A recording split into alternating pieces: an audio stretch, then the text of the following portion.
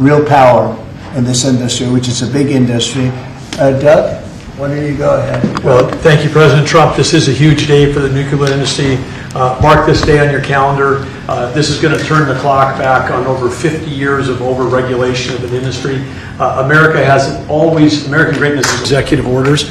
Each of these help attack separate issues that have held back this industry. And with us today, we've got a number of CEOs from the industry representing some of our largest nuclear providers, but also a big change. This is a time when capital and competition has finally come to this industry. We've got venture capital, we've got startups coming into all aspects with small modular nuclear, and we've also got an EO that's talking about the importance of us having a secure supply chain of being able to get that fuel load here in the United States as opposed from foreign sources. This has impacts on national security, on our defense, and again, President Trump here today has committed to energy dominance. And part of that energy dominance is that we've got enough electricity to win the AI arms race with China. What we do in the next 5 years related to electricity is going to determine the next 50, because this is the first time in history where electricity can be translated into intelligence. And we need that intelligence for every aspect of our economy, but also for defense. Pete Hegseth in the Department of Defense has been a key part of this, and this is going to help us make sure that we're providing the defense we need, where we need that AI, need the electricity, but also to secure our bases here at home and around the world. Secretary? Sure, I'll just add to that before going to Will. Energy security is national security. If we don't have reliable energy for our basing, for our troops, whether forward deployed or domestically, we're vulnerable. So by having small modular nuclear capabilities, which are rapidly being fielded, that we can use on our bases here and around the world, we're creating an environment where if things happen elsewhere, the military can be relied upon. Also, we're including artificial intelligence in everything we do. If we don't, we're not fast enough. We're not keeping up with adversaries. You need the energy to fuel it. Nuclear is a huge part of that, modular or otherwise. So we're going to have the lights on and AI operating when others do not, faster than everybody else because of nuclear capability. So this is a big game changer for us as well. And we're also talking about the big plants, the very, very big, the biggest.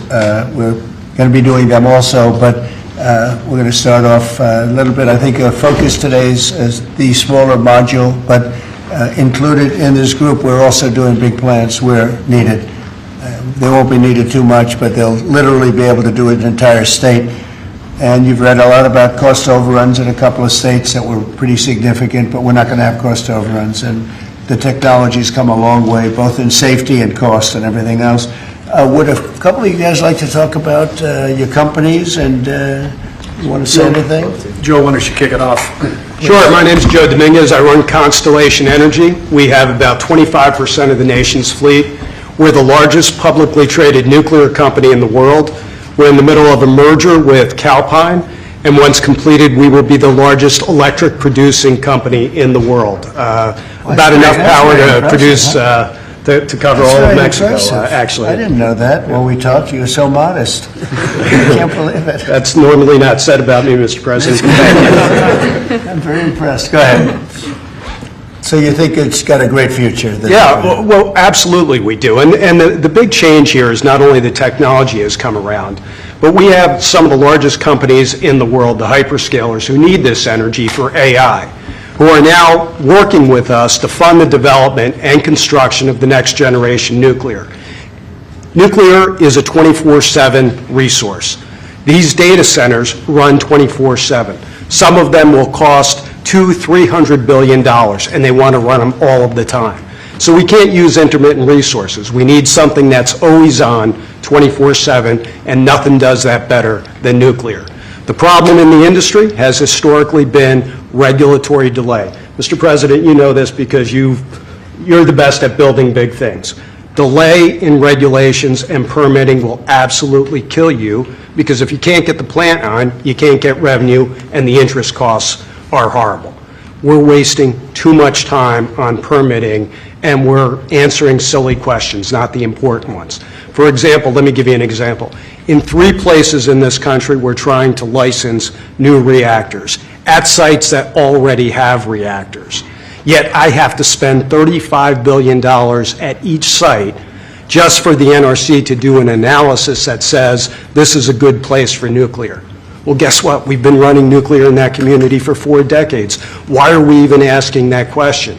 I'd rather spend that $35 million, 3 times $105 million, perfecting a design, start building the foundation, and getting going. We need to do this for America. Are we doing something about the regulatory in here? Oh, yes, sir. Yes, you are. You are, Because sir. that's going to be a big With the factor. signature. Yes, sir. Absolutely. That issue I just described will be addressed in this EO and many other issues that we don't have time with the president to But cover you say it's today. very, we've contemplated just about everything, right? Well, this, Mr. President, this Energy Dominance Council that you have created is something I haven't seen in 30 years. It brings together all the pieces of government in one place to expedite the process. Under Secretary Burgum's leadership, this has been an amazing, amazing thing. It used to be the case that I have to run to about 5 different places in Washington to get one answer. That's great. And now it's all together in one place. So all I know about Secretary Burgum and Secretary Wright is if we haven't gotten it right, we'll get it right shortly, and there'll be another That's order for you good. to I'm sign. glad But they're thank you so addressing- much for your I'm glad they're leadership, sir. addressing. You were going to say something? Go ahead. Well, I was just going to say, commercial nuclear, a bit of an unsung hero, and I just want to thank you, Mr. President, Secretary Burgum, Secretary Wright, for bringing this attention to commercial nuclear. We have the largest and most safe fleet right here in the United States, and upon that, we have fantastic innovation that's being brought forward. And it's going to come in all shapes and sizes, and it's going to actually be coming through some of these companies that you see represented here. We're going to have great jobs, we're going to have wonderful energy, and we're going to be ready. So thank you, Mr. President, Thank you for very leaning much. in. Appreciate it. Great job you've done, too. Jake? How about talking about your company and the job you're going to do? Yes, thank you, Mr. President. Well, first of all, a little MIT nuclear connection that goes back, I know, familial for you. So, but yeah, we're working on small reactors. I'm Jake DeWitt, CEO, co-founder at Oklo, working on small next-generation reactors that take technology America invented, developed, and pioneered and bringing it to the market after it sat on the shelves of history for about 40 years. And it's because of the actions that you're doing today that are going to help unleash that. Changing the permitting dynamics is going to help things move faster. We're seeing private investment flow into this space like we've never seen before. We went public about a year ago, and one of the most successful actually go public outcomes for a transaction like that for a small nuclear company, because the market needs this and wants this. I mean, it doesn't get any better than that. And to get back to building, nuclear uses the fewest materials, right? The least amount of concrete, of steel, of fuel for amount of energy it produces. So it should be the cheapest, the most scalable, the most sustainable. Just like you mentioned, Mr. President, about the importance of doing that right. The physics are on our side, and these things help unleash this innovation to actually realize that. So it's never been more exciting. Very exciting indeed. Go ahead, please. And I'm Scott Nolan, CEO of General Matter. We're an American enrichment company trying to bring back the U.S.'s lead in producing nuclear fuel. So just like car engines need fuel, nuclear reactors need fuel. Right now, the U.S. is completely dependent on other countries to make the key step of enrichment in this fuel. And these executive orders are going to pave the way for the U.S. to regain its lead. So we really appreciate it. Will you be doing the AI plants? Because we have a lot of them going up now, or soon going up, and they need tremendous electricity. Are you going to be involved in many of those plants? Yes. Will a lot of them be using nuclear, or some are using oil and gas, some are using different things? But Many of them will be, I think. it just makes a lot of sense. Nuclear is a perfect solution, and that's where most of them are interested. Good luck. Thank you. It's going to be great. It's going to be, yes. Okay, Will, please. The first executive order we have for you relates to the issue that Secretary Hegseth was speaking to, which is the need for incredible amounts of power at defense installations and also in AI-focused installations. What this executive order will do is speed up the approval and adoption process for specialized nuclear reactors at these sorts of sites. It also involves the Department of Energy making available the necessary fuel stock. It also creates a special envoy position and a strategy around nuclear technology export, the idea being that we can grow American industry on the back of foreign purchasers who are interested in this sort of technology as well.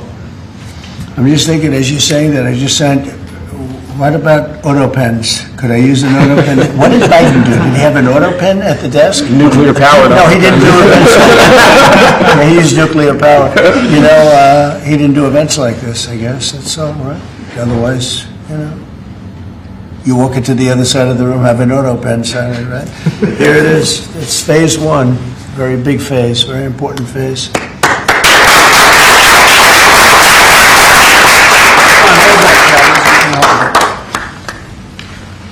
Sir, this next executive order is intended to reform the Nuclear Regulatory Commission. You heard a few of the people here speak about the complex regulatory processes that have really held the nuclear industry back.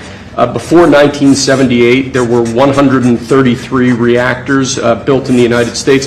Since 1978, only 2 new commercial reactors have come online. That's because of overregulation, and the goal of this executive order is bringing that regulatory process into line with the actual needs of the industry and public safety, with an end goal of quadrupling the amount of nuclear power production in the next 2.5 decades. It's fantastic. It's exciting, right?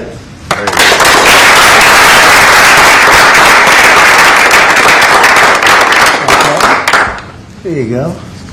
This next executive order relates to nuclear reactor testing, sir. The degree of overregulation and governmental inaction in this space in particular has had the effect of throttling development of new, highly modernized nuclear reactors that could really revolutionize the field of nuclear power generation. So this executive order, it orders a revised regulatory process to speed this whole process while preserving, obviously, core safety concerns. It also creates a new pilot program with an expectation that we will have 3 new experimental reactors online by July 4th next year. It's amazing. That's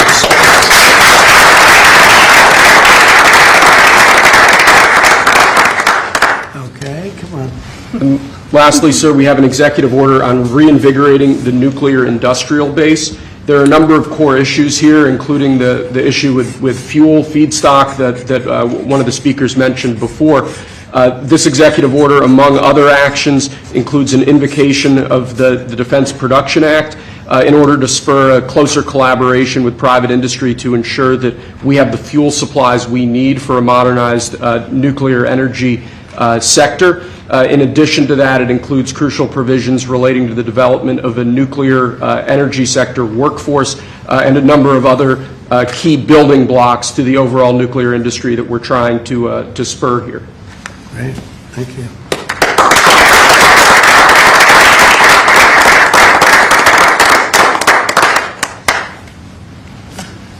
We have one more for you here, sir. This doesn't directly relate to nuclear energy, but it's on a similar subject.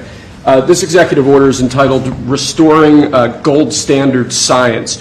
One of the issues that we've had in recent decades is that government policy has been made on the back of junk science, scientific studies and findings that have included conflicts of interest or scientific misconduct. The purpose of this executive order is to recenter policymaking around gold standard science, scientific efforts that have followed appropriate scientific methods that don't include those sorts of conflicts of interest, and to ensure that when departments and agencies are relying on scientific studies to promulgate rules, to promulgate regulations, that the science that they're relying on is highly reliable and available to the public. He did a very good job, didn't he? He did. How many people here could have done that? I don't know. I think a lot. Thanks. Good job, Will. Thank you, Mr. President.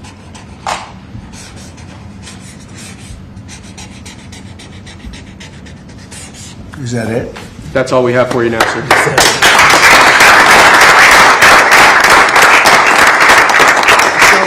Do you have any questions for these brilliant people? They are brilliant people, actually. Mr.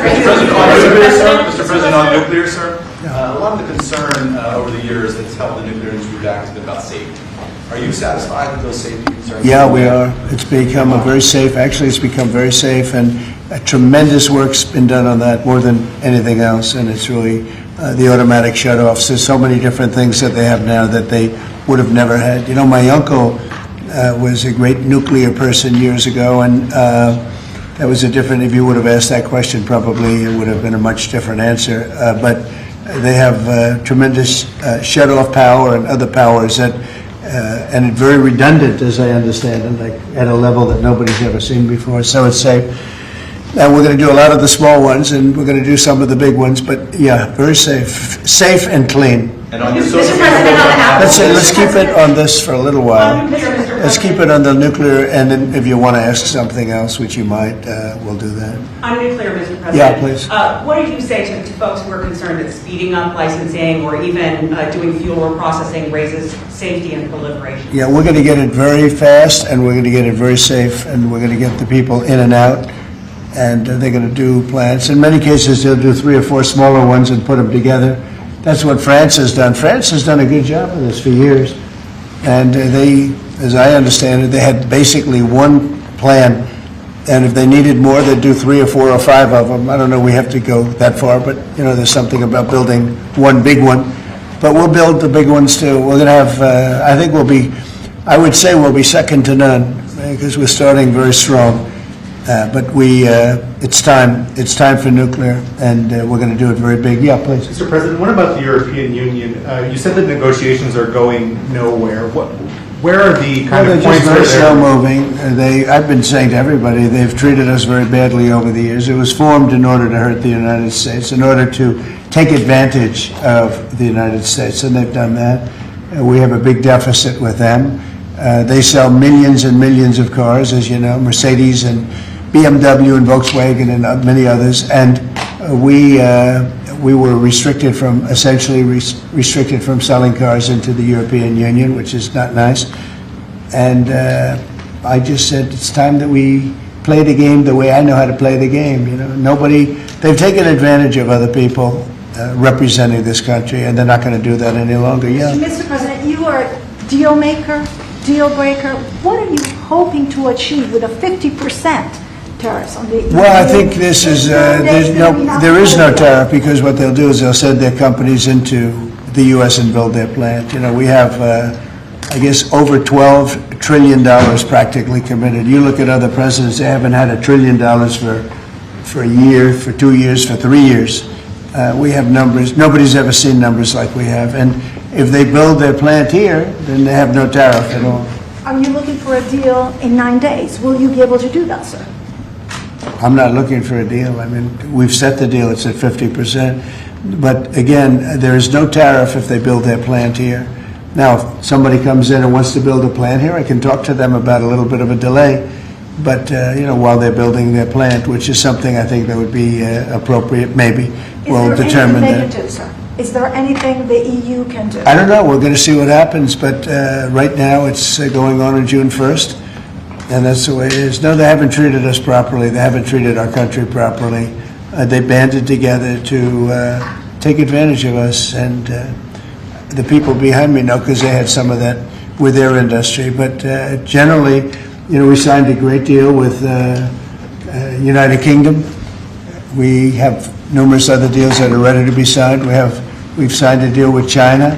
We have some really amazing deals. But the European Union, I mean, the sole purpose was really not to hurt us, but to take advantage of us. And we're not going to be taking advantage. Mr. President, on Apple, you said this morning that if they don't make their iPhones in the U.S., you're going to hit them with a 25% tariff. Right. Do you have the power to tariff one single company? And why would you No, want to it'll hurt be an more. American company in that way? It would be more. It would be also Samsung and anybody that makes that product. Otherwise, it wouldn't be fair.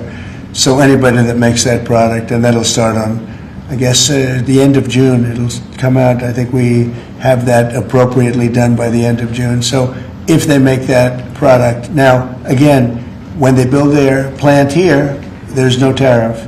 So they're going to be building plants here. But I had an understanding with him that he wouldn't be doing this. He said he's going to India to build plants. I said, that's okay to go to India, but you're not going to sell into here without tariffs.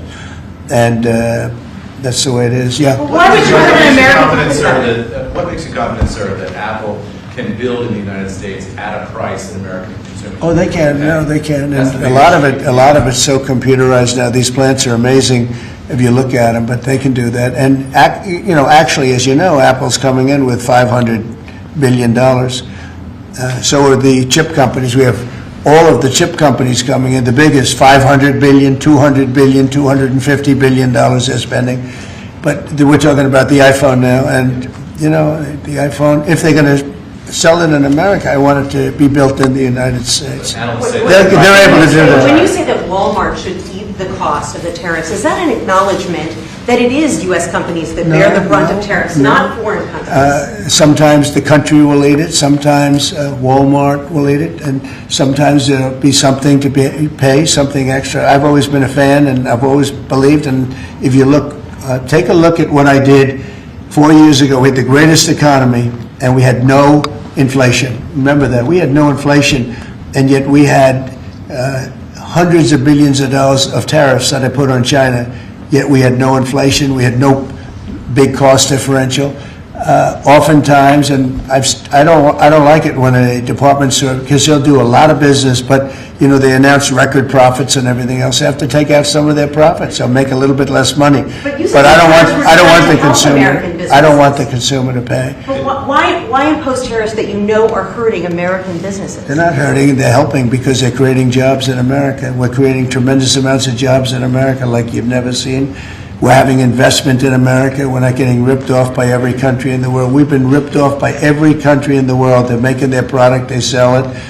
They don't give our people the jobs. They make them with other countries' jobs. And we will have something that nobody will ever see again, I think. I think we have a potential to do numbers that we never envisioned in the wildest year. Look at what's happening. 10 to 12 trillion dollars in literally a couple of months. It's nothing like that's ever happened. It's we're doing a very special thing. We want, if they're going to sell it here, generally speaking, not for all products. There's some products we don't want to make. And frankly, we're much better off getting them elsewhere. But for certain products, we want cars. We want to make cars. We don't want to have, and I like Canada very much, but we don't want to have Canada making our cars. We want to make our cars. Oh, it's a phone call. Do you mind? Hello? Okay, it's only a congressman. I'd let you know, actually. Mr. President, are you Yeah. considering stopping other universities from taking foreign students? It's a different congressman. They're all congratulating us. Is that an iPhone, sir? Yeah, it's lucky it is, right?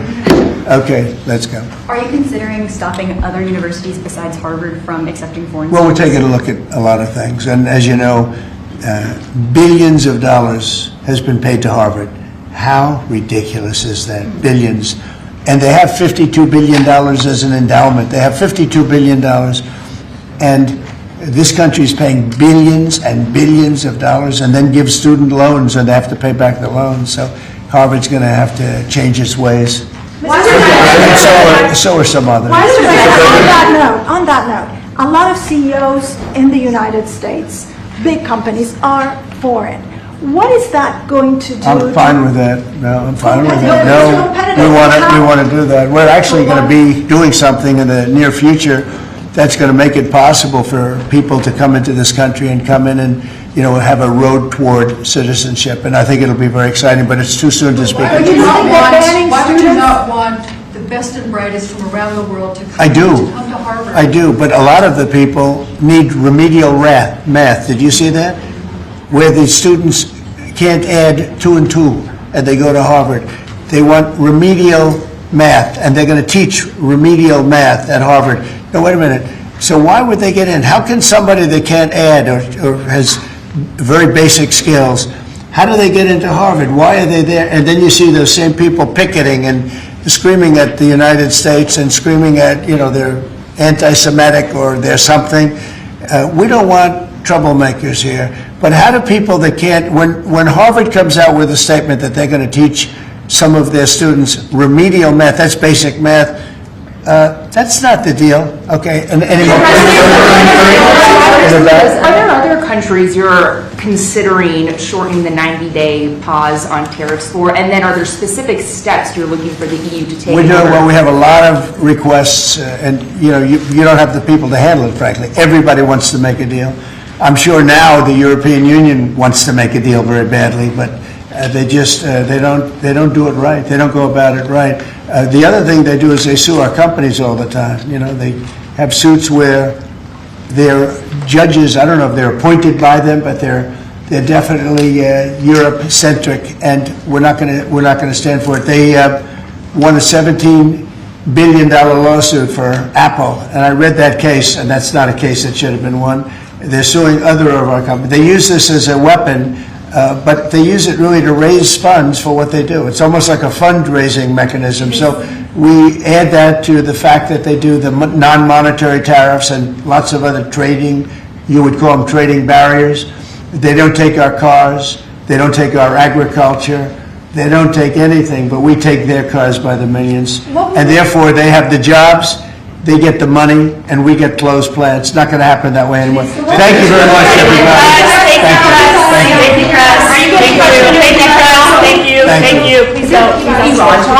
Thank you, Chris. Please keep moving. Please keep moving. Out the door this way. Thank you, sir. Thank you, sir.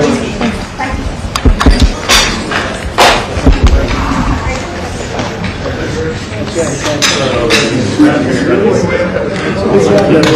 think that's fun? You think that's easy? Huh?